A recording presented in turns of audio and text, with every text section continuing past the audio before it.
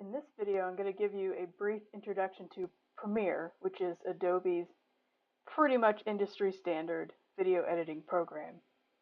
So I'm going to talk about how files are handled in Premiere, then how to set them up inside of Premiere and actually on your computer, as well as a short discussion about the workflow through the panels in Premiere.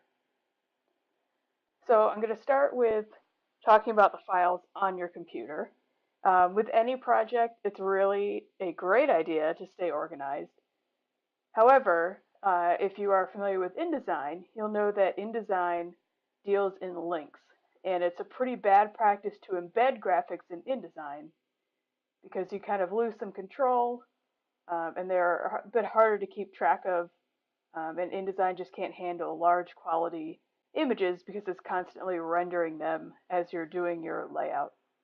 So Premiere is very similar.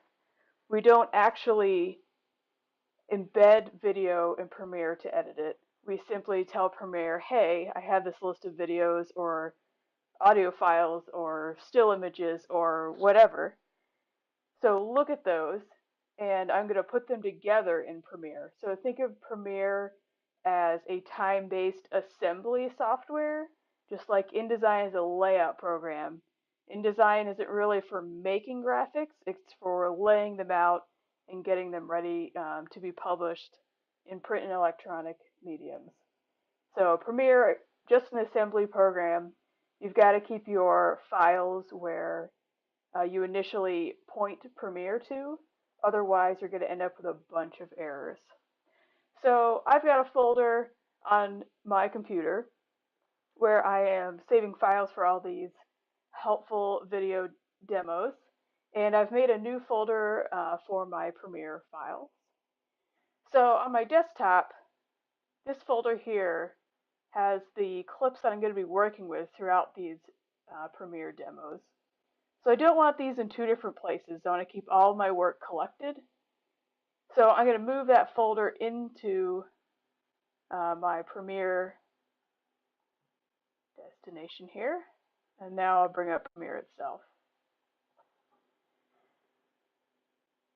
So Premiere's workflow may look a little odd at first, but I'm going to give you a quick intro and then we'll get some files in here and see how it works in practice.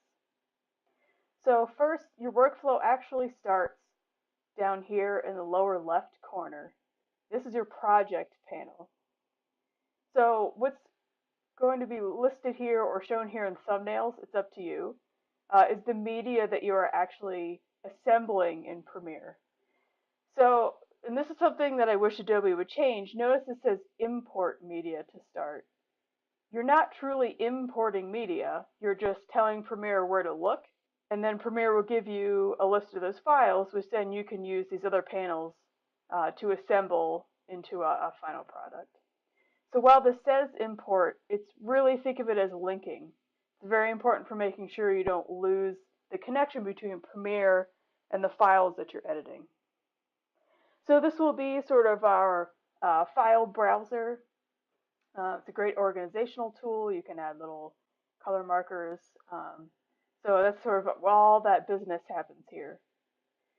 Then when we're ready to look at each individual item, we can double click it and it will open up here. This is true of still images, audio files, video files, solid color mats that we can make in Premiere to change sort of the background screen color. All of those links and artifacts are going to be listed here. Anytime we double click them from the project panel, we will see it in the source panel. So this workflow kind of moves up the left-hand side of the screen. The source panel is where we choose what part of that artifact or link that we want to work with, and then we send it down into our sequence timeline. We'll assemble things here, adjust the layering, the timing of them. We can add transitions, we can do some basic audio editing. All of that happens here, and then this main timeline is going to be reflected up here in the program panel. So this is a preview for this, and this panel shows us what's happening to files that we select in here. So this sort of zigzag workflow can take a little bit to get used to, and a lot of my students find it a little overwhelming when they first open it.